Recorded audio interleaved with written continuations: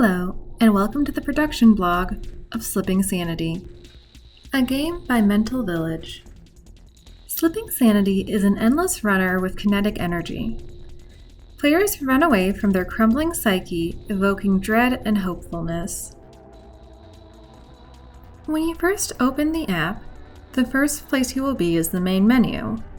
The main menu has an option to start the game or to quit the application, as well as an option to view the credits, do a tutorial level, or access resources for mental health and topics specific to each level. The tutorial level introduces players to the basics of the game: how to jump, how platforms are used, that obstacles hurt you, health pickups, and the harder moving obstacles, along with what is the indicator that the end of a level is near. Once players understand the basics of the game, they can go back, click the Start button, and choose what mode they would like to play in. There are 3 modes in Slipping Sanity: Story Mode, Chapter Mode, and Hardcore Mode. In Story Mode, players go through 3 levels in a specific order, unlocking new chapters as they go. In Chapter Mode, all the chapters are unlocked at once, and they can be played in any order. Hardcore Mode is all 3 chapters back-to-back with none of the pauses of a win or lose screen. The lengths and lack of checkpoints in this mode make it the hardest of the 3. When the game starts, players spawn near the center of a screen and automatically move forward. Players must avoid obstacles in order to complete a level. Some obstacles are avoided by jumping, others by waiting to go under them. Platforms can be used to jump to avoid obstacles, but there might be obstacles at the end of the platform players must also avoid. Some of these are avoided by jumping, others by just falling off the platform. To fall off the platform, do not tap the screen, which is how players jump. The constant movement of the player will cause them to fall off automatically. There are 2 types of jumps: tap the screen once to do a normal jump, and tap twice to do a double jump. If players get hit, they are invincible for a few seconds. Speed increases as the level progresses too. If players collide with obstacles, they will move left. When they reach the far left of the screen, they will lose, and a lose screen prompts them to restart the level or go to the main menu. If players make it to the end of the level without reaching the void, they win and see a win screen. In Story Mode, the win screen will give them the option to go to the next level, while the win screen in Chapter Mode will allow them to go to any level they would like. Level 1 is inspired by school and all the stresses and anxieties it can invoke. We chose to have school be our first level, as it's something that most people have experienced, and it's often individuals' first exposure to bullying, deadlines, and a harsh, unforgiving culture. Bullying is a big problem, with approximately 20% of people in the United States having been bullied at some point. This was the inspiration for the fist hard obstacle, which we'll see at the end of the level. The music in Level 1, which was composed for this project by Jamie Lou Rose, is meant to invoke feelings of cacophony and chaos, akin to what one might hear on a school playground. There's a lot of pressure from peers, teachers, and parents to get good grades, so the threat of having a failing grade can seem very looming and intimidating, hence the inspiration for the F obstacle. The conformity and strictness that school can have can feel stifling and create lots of stress and anxiety. This is represented by the chair. We use the pointiness of the pencil to help give the level a dangerous and intense feel, as sharp objects and angles are known to invoke fear and anxiety and represent danger in video games. The background of art on this level is a distorted school front with dark colors, twisting distorted buildings, and a looming, intimidating feel.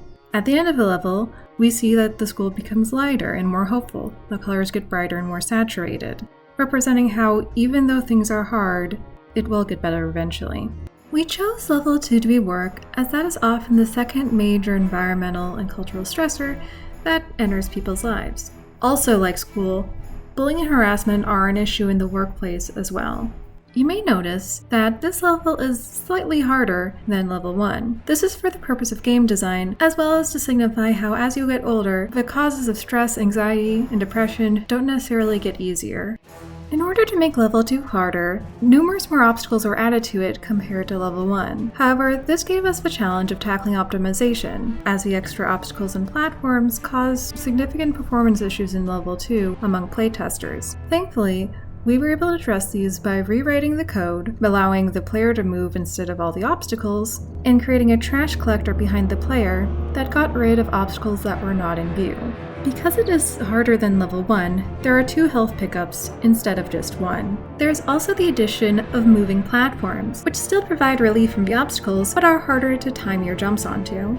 Similar to level 1, the background of level 2 is distorted and surreal, much like the paintings of Salvador Dali or the work of Tim Burton. The background is inspired by a cityscape of tall skyscrapers merging into hectic freeways, reminding players of the stress and anxiety that comes with rush hour traffic. Another reminder of this woeful part of commuting is the hard obstacle in this level, a train that comes rushing at the player twice in the level. The obstacles in this level are inspired by stressful things that happen when you're at work, like the fear of getting fired, stacks of paperwork that have to be done, and being blamed for incompetence or something that wasn't your fault. Similar to the pencil in level 1, there are a lot of sharp angles and red, angry coloring to let players know that this is a fearful and stressful environment. The music of level 2 is harsh, loud, and bombastic. It brings to mind a boss slamming their fists on your desk, telling you to get work done, and the heavy stress of waiting for a bus to arrive so you can make it to work on time. Unlike level 1, the routes players have to avoid obstacles are more limited. In level 1, players could either jump over obstacles or use platforms to avoid them. However, in level 2, and as we'll see in level 3, players have to be more specific and time their jumps more carefully. They'll also have to learn from experience and replaying which routes will bring them in contact with obstacles and which routes will bring them to safety. The final and hardest level of the game is level 3, which deals with the topic of romance. Here, players must avoid toxic text messages, obsessive calling, and the general feeling that you will never be good enough for anyone. While not everyone experiences an abusive relationship or romance, those who do find it very hard to move on and break the feeling that they aren't good enough or it's somehow their fault. This emotional baggage is represented by the box obstacle in this level. Fun fact about this obstacle is the name that's crossed out on it is the name of our level designer. The hard obstacle in this one is a flying broken heart, symbolizing how heartbreak feels like it could knock you out and can be physically painful. Like the last 2 levels, the background is a warped, surreal mesh of vines, hearts, and messages. As the level gets closer to the end, you'll see that the colors again become brighter and the messages change to those of hope, love, and caring instead of hate and blame. The music in level 3 is clashing and combative. This is intended to invoke the feeling that you're in the middle of a fight between 2 people.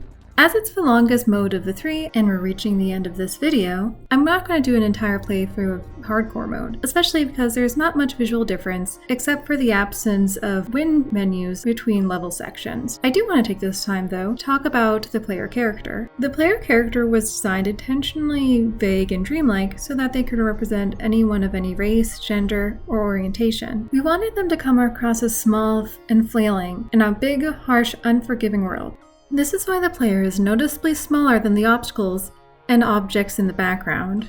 Now is also a good time to touch on the platforms and ground in the game. We wanted to have platforms so players could have a way other than jumping to avoid obstacles. We figured that having the platforms have a similar appearance to the ground would be a good way of indicating to the player that they can be jumped on and are safe. Since our game is about mental health, we wanted to do something for our DLC that could further help others who are going through anxiety, depression, or other mental health struggles. That's why we decided to include resource links to helpful websites and organizations. These links can be accessed from the main menu under the Resources button, or by pressing pause in any of the game modes, tutorial, or the credits. For Level 1, we have a link to stopbullying.gov, a US government organization dedicated to getting rid of bullying, and the Trevor Project, an organization that helps LGBTQ+, as well as other youth, deal with mental health and suicidal thoughts. For Level 2, we have a link to the US Equal Employment Opportunity Commission regarding harassment in the workplace, what it is, and how to deal with it. We also have a link to an article from Healthline about identifying and managing workplace bullying. For Level 3, we have a link to the National Domestic Violence Hotline, along with a guide on recognizing signs of domestic abuse from helpguide.org. There are also links to the National Suicide Prevention Hotline and the Anxiety and Depression Association of America. If you would like to try slipping Sanity for yourself, there's a link to the itch.io page in the description, where you can download it for free for your Android phone. We at Team Mental Village hope you've enjoyed this video, and thank you for